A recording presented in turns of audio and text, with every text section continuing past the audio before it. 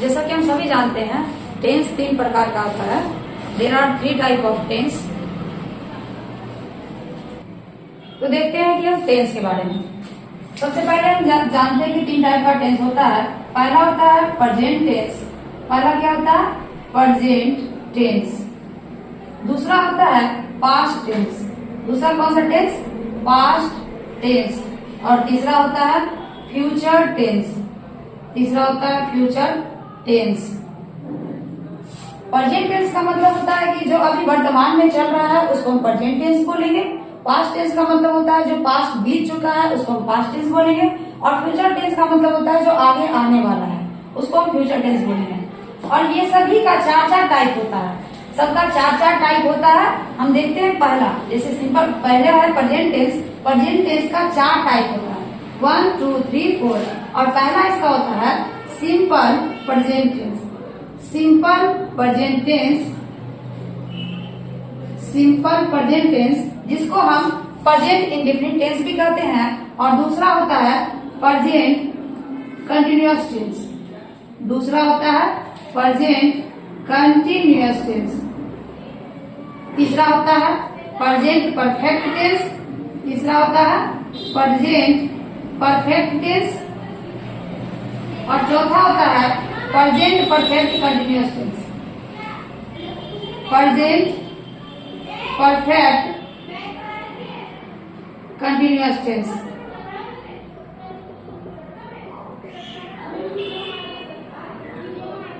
चलिए हम पहला क्या देखते हैं। सबका 4 टाइप होता है। जैसा कि हम सभी जानते हैं कि टेंस कितना टाइप का होता है? 3 टाइप का। पहला होता है प्रेजेंट टेंस, दूसरा होता है पास्ट टेंस, तीसरा होता है फ्यूचर टेंस। अब तीनों का 4 टाइप होगा। फर्स्ट का प्रेजेंट टेंस का देखते हैं।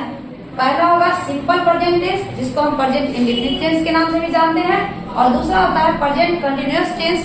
तीसरा होगा प्रेजेंट परफेक्ट टेंस। और चौथा होगा प्रेजेंट परफेक्ट कंटिन्यूअस टेंस। अब इसका भी पास्ट का भी वही रूल है। पास्ट का भी पहले सिंपल पास्ट टेंस होगा, फिर पास्ट कंटिन्यूअस होगा, पास्ट परफेक्ट होगा, पास्ट परफेक्ट कंटिन्यूअस होगा। और आगे देखेंगे फ्यूचर टेंस के बारे में। फ्यूचर का भी सेम यही होगा कि पहला होगा सिंपल फ्यूचर टेंस, फिर future continuous tense, future perfect tense, future perfect continuous tense. आगे देखते हैं। अब हम देखेंगे सिंपल प्रेजेंट टेंस के बारे में। पहला है सिंपल प्रेजेंट टेंस, उसके बारे में देखेंगे। इसमें याद रहेगा कि सेंटेंस के लास्ट में अगर ता है, ती है, ता है, ती है, ते है, ये अगर रहा तो हम समझेंगे कि यह सिंपल प्रेजेंट टेंस कहा जाएगा। सेंटेंस के लास्ट में क्या देखेंगे? ता है, ती है, ते है रहेगा तो यह सिंपल प्रेजेंट टेंस माना जाएगा। और इसका स्ट्रक्चर होता है सब्जेक्ट प्लस V1 या V5 plus object. Subject plus V1 या V5 प्लस ऑब्जेक्ट। अब हम सेंटेंस को देखते हैं। एग्जाम्पल के रूप में एक सेंटेंस देखते हैं। जैसे राम आम खाता है। राम आम खाता है। इस सेंटेंस को इस तरह से बनाएंगे, राम। अब यहाँ पे स्ट्रक्चर में बोला गया है कि सब्जेक्ट प्लस V1 या V5 प्लस ऑब्जेक्ट, दोनों नहीं लगाना। या तो हम V1 लगाएंगे या V5 लगाएंगे। अब राम लिख दिए, उसके बाद V1 या V5 लगेगा।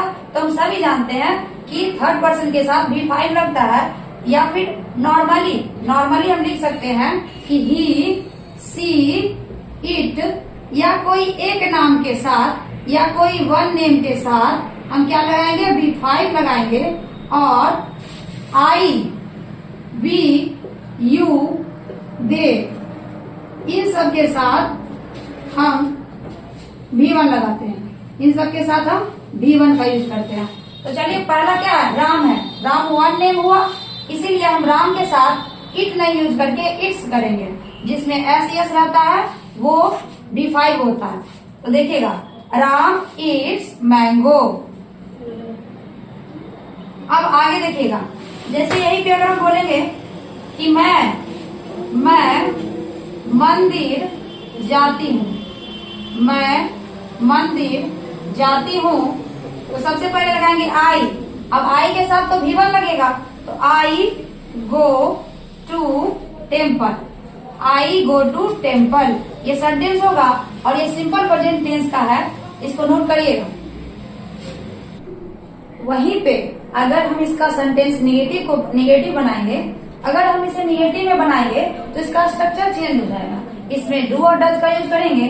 जैसे अगर इसका निगेटिव सेंटेंस का स्ट्रक्चर रहेगा, देखते हैं निगेटिव सेंटेंस का स्ट्रक्चर रहेगा सब्जेक्ट प्लस डू या डज प्लस नोट। और हमेशा याद रखिएगा कि डू या डज के बाद हमेशा भी वन लगेगा।